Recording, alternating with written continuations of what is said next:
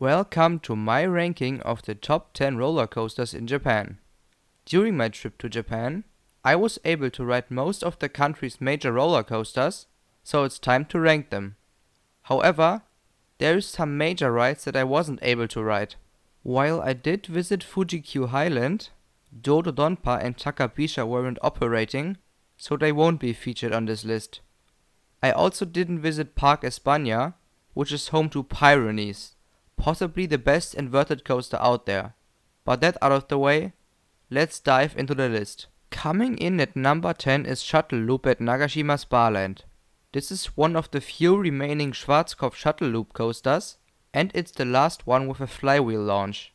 As I didn't remember Montezuma's Revenge too well, I expected this ride to be about as good as Psyche Underground.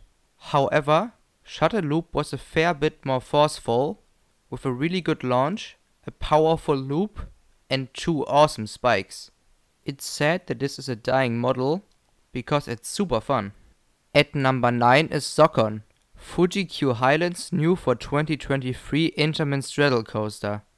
On paper, this ride has it all. It's really long, it features several launches, it has a backwards part, and some solid theming. But it has one issue, and that's its speed. Zokon has a top speed of just 73 km an hour, and that really holds it back. The first half up until the spike is actually pretty good, with some decent positive Gs and a bunch of good transitions. Sadly, the backwards part and the ending don't do as much as they should. So while Zokon is long, smooth, and certainly quite fun, it's just not what it could have been. At number 8 is the ride next to Zokon, Fujiyama at Fuji-Q Highland. The gap between spots 8 and 9 on this list is massive, because Fujiyama is awesome. This old Togo hypercoaster is really iconic, and it looks stunning. Having the legendary Mount Fuji next to you is certainly something. Fujiyama is a very long roller coaster, and it has several solid airtime moments as well as some really good laterals. And while the layout itself has quite a lot to offer, it still is a Togo coaster, so the shaping of every single turn on this ride is not very good. It's not that rough, but it has several janky elements, and that does hurt the ride. It's still a really fun roller coaster, but there is better ones in the country. Coming in at number 7 is Thunder Dolphin at Tokyo Dome City. This Intamin hypercoaster is another really iconic ride, but the opinions on this ride are very mixed. And yes, this is not a forceful ride. It's not nearly as intense as something like Expedition GeForce or Piraten. Even Goliath is a lot more forceful. However, Thunder Dolphin doesn't try to be intense. It's just a super fun speed machine located in the heart of Tokyo, and flying through the skyline of this massive city is something else. You do have some strong floater airtime on the first drop, and there is 2 weak floater airtime pops as well as a fun trick track section throughout the ride, but the speed and the setting is what this ride is about. I really enjoyed the one ride I had, even though this usually isn't my kind of ride. At number 6 is Hollywood Dream, the ride, at Universal Studios Japan. This is a B&M mega coaster, as it uses hypercoaster trains without being a hypercoaster. I didn't expect much from this ride, as I've never heard it being praised, but I was pleasantly surprised.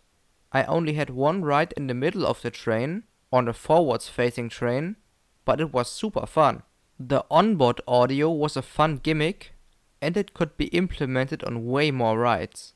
And to my surprise, all of the airtime hills on this ride had really good floater airtime, especially those after the turnaround. It felt like a mini behemoth, because some of those floater moments were surprisingly strong. The Helix over the water also had some fun positive Gs, and the wacky ending was quite fun as well. Of course, this isn't an overly intense ride, but it is awesome nonetheless. Kicking off the top 5 is Acrobat at Nagashima Sparland. This is one of 2 B&M flying coasters in Japan, and it certainly packs a punch. The highlight is certainly the pretzel loop, which offers some strong and sustained positive Gs.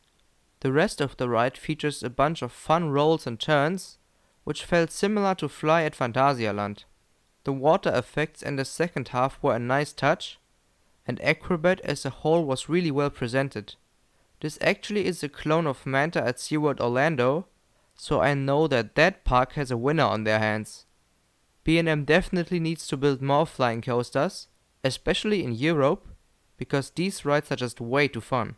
Coming in at number 4 is Steel Dragon 2000 at Nagashima Sparland. This Morgan Giga coaster is the longest coaster on Earth, with an astonishing track length of 2,479 meters. And despite the really high speeds that Steel Dragon travels at, the ride time is still extremely long. Throughout the layout, there are a lot of airtime moments, especially the small hills at the end.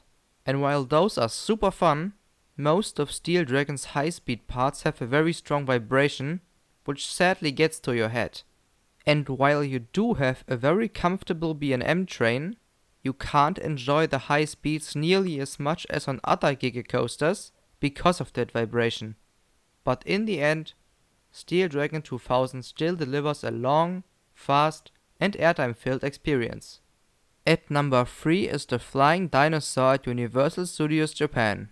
It's easy to see why Japan's top 3 is one of the best on the planet, when a ride of this caliber only manages to come in at number 3. This B&M flying coaster features several of the most intense elements that I have experienced, and they happen back to back. Even without an overly intense second half, the Flying Dinosaur delivers a mental ride experience. Only very few coasters are more intense than this one, so this should be on anyone's bucket list. On second place is Hakuge at Nagashima Sparland. Japan's only RMC hybrid coaster is also one of the country's best, as it delivers a long, smooth and airtime-packed ride. There is a ton of really strong ejector airtime throughout the layout, and the inversions have some really great forces as well. The pacing of this ride is flawless, as the train flies over 1.5 kilometers of track without losing much speed. This is right up there with top tier RMCs like Steel Vengeance and Untamed, so this ride alone justifies the trip to Nagashima Sparland, and that park already has a really good lineup. But Japan has one ride that is even better. Japan's best roller coaster is Eijanaika at Fuji-Q Highland. This also is the best roller coaster that I've ever ridden, because it's just flat out mental. From the first drop until the brake run, Eijanaika throws you around. It just doesn't get more out of control than this. I was actually terrified on both of my rides, because you get no chance to process what's happening. You legitimately don't touch your seat throughout most of the ride, because those 4-dimensional trains make sure that every element is as crazy as possible. It's really hard to properly describe how chaotic Eijanaika is, because it just doesn't get crazier than this. And that was my ranking of the top 10 roller coasters in Japan. How would you rank the country's rides? Thanks for watching. Bye.